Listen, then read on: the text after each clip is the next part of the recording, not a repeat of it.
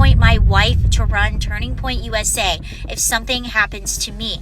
Erika would do a great job. That donors who were present in Aspen assert that the audio which was shared by Turning Point USA of Charlie saying, I appoint my wife to run Turning Point USA. If something happens to me, she'll do a great job, was faked. Challenged Turning Point USA executives to issue a very clean statement saying that I am lying if this is not true.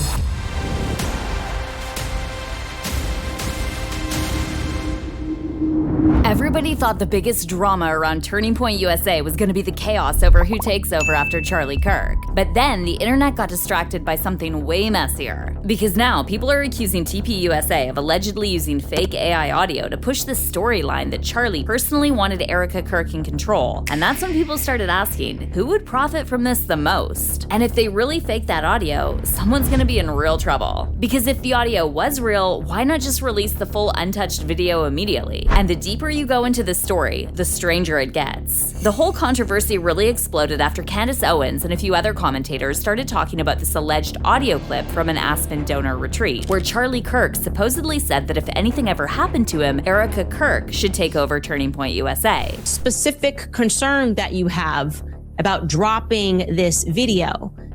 And I gotta tell you, the more I listen to it, the more AI it sounds to me. Take a listen. A lot of organizations and groups, as soon as a founder leaves, it just kind of collapses. A lot of my job is not always in the day-to-day details. It's very much vision casting, very much driving success. But we have a great board, and God forbid if something happens, they'll figure it out. I appoint my wife to run Turning Point USA if something happens to me. Erika would do a great job. Now, normally that wouldn't even be that crazy. That makes perfect sense. Who better to carry on your vision than your spouse? Organizations talk about succession plans all the time, but the issue was how weirdly perfect and staged the audio sounded once people actually heard it. But I appoint my wife to run Turning Point USA in the event that anything happens to me. We would like a response on this. Are the donors lying? It's a possibility that for some reason the donors are conspiring to lie about this moment. A simple yes or no would do as a starting place, right? I think that would do just as a starting place. According to multiple people discussing the situation, Turning Point USA allegedly referenced having video proof of Charlie saying this, yet somehow the full clean video never actually appeared publicly. Instead, what circulated was this very polished sounding audio clip where Charlie says, almost unnaturally formally, I appoint my wife to run Turning Point USA if something happens to me. Was asked of Charlie Kirk at this exclusive retreat just a month before his life was taken from him. Quote, we have a great board, and God forbid if something happens, they'll figure it out. I appoint my wife to run Turning Point USA if something happens to me. Erika would do a great job. And people immediately clocked the wording. It literally all sounded less like a real conversation and more like somebody had an AI voice generator read it back. The phrasing was stiff. The cadence sounded strange. And to make things worse, the sentence itself was almost too convenient for the exact political narrative that started developing after Charlie's death. And then Erika actually got the job. We're learning Erika Kirk has been named the CEO of Turning Point USA. She will effectively take over the organization that her husband, Charlie Kirk, founded and left until his assassination last week. So now people weren't just debating Erika Kirk. They were debating whether Turning Point USA had potentially crossed into something way more disturbing involving manipulated media. That donors who were present in Aspen assert that the audio which was shared by Turning Point USA of Charlie saying, I appoint my wife to run Turning Point USA if something happens to me, she'll do a great job, was faked. This is what they are saying. I'm reporting that. They are saying that that was faked. It never happened. Charlie never said that. And Turning Point, for some reason, is refusing to drop the video of that moment saying this, of Charlie saying this. They're also refusing to even respond authoritatively. Candace Owens started pointing towards reports that Turning Point USA already uses AI-generated voice technology in presentations and donor events. Please just drop the video. It's all we ask, and we're asking politely, by the way. And now we've learned even more interesting information because it turns out we can now definitively state that Turning Point does use AI voices for their presentations. Apparently, one of the employees associated with the organization had experience creating AI narration systems where real voices could basically be replicated and used for presentations. You'll recall, in Aspen, Charlie was presenting to donors, and it turns out that Marcus Wada, we introduced you this guy. This is a Turning Point employee that's a rehabilitated former arms dealer. Okay, a former arms dealer who now works for Turning Point. This is a thing. A lot of them become pastors. They find God and they find Turning Point like at almost the same time.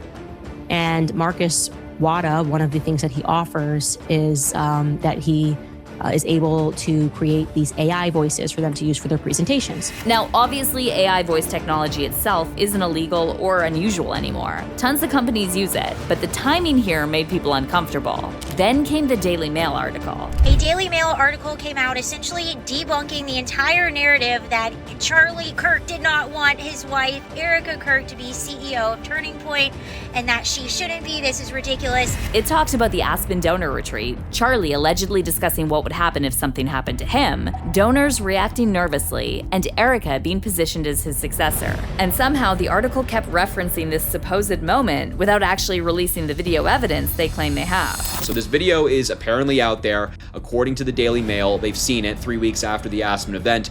Kirk was video of the Aspen donor conference has never been released, but the Daily Mail has been given exclusive access to watch the full video, report on its contents, and speak to individuals who were in the room in Aspen that day. Plus, this was literally video that the Daily Mail used to tease their Bombshell secret video of Charlie Kirk naming Erika as his successor in just one of Charlie's old TikTok videos. Everybody, I'm here in South Korea. By the way, I'm here at a park at night. That's the most dangerous thing that I just saw, which was a black cat. No bums, no people trying to attack you. It's amazing. Crime is a choice. And here in South Korea, they decide not to put up with crime. We should do the same. Anyway, this is a statue here to General Douglas MacArthur. It's pretty amazing testimony here. South Korea only exists because of the United States of America. Never let anyone tell you that America is a bad country.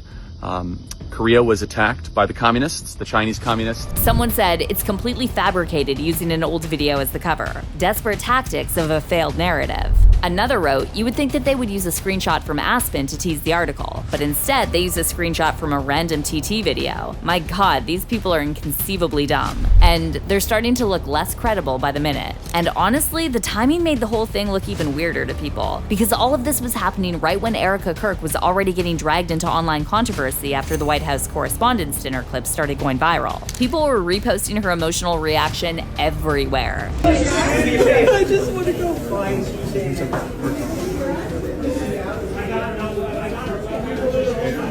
Then Candace Owens came in, basically hinting that there could have been people behind the scenes helping push all this pro-Erika content across social media. Suddenly, people weren't just questioning the audio anymore. They were questioning the motives behind the media rollout itself. Why was Daily Mail involved?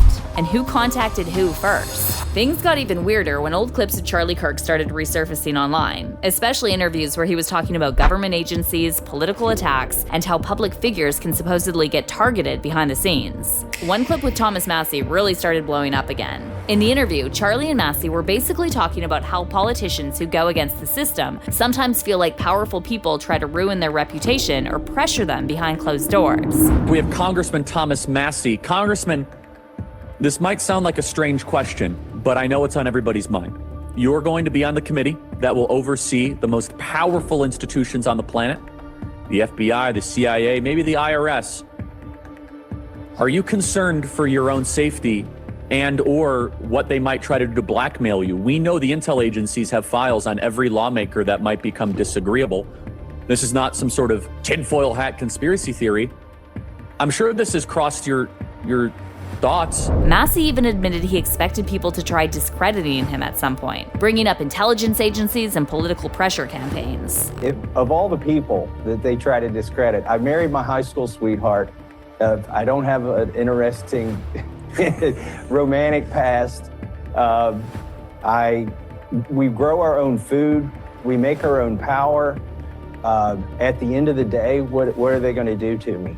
I'll just go back to my farm and live out my days if they are in any way successful in ruining me. Suddenly, people were making theories about donor influence, media manipulation, power struggles inside Turning Point USA, and who was really controlling the narrative behind the scenes. And whether those theories are true or not, one thing became super obvious. People online seriously do not trust polished political media the way they used to anymore. 5 years ago, most people would have laughed off claims that a political organization might allegedly use AI-generated fabricated audio in a narrative war. Now, though, people instantly think it's possible because AI technology has gotten that convincing and political media has gotten that theatrical. Plus, people also started noticing how Turning Point USA's current political positioning doesn't fully line up with certain things Charlie Kirk publicly supported before his death. That's why people have already started digging up older clips about Turning Point USA donors, conservative media friendships, and stuff Charlie Kirk used to say about power and influence behind the scenes. And honestly, some of the newer clips people are connecting to this drama are somehow even crazier than the fake audio situation itself.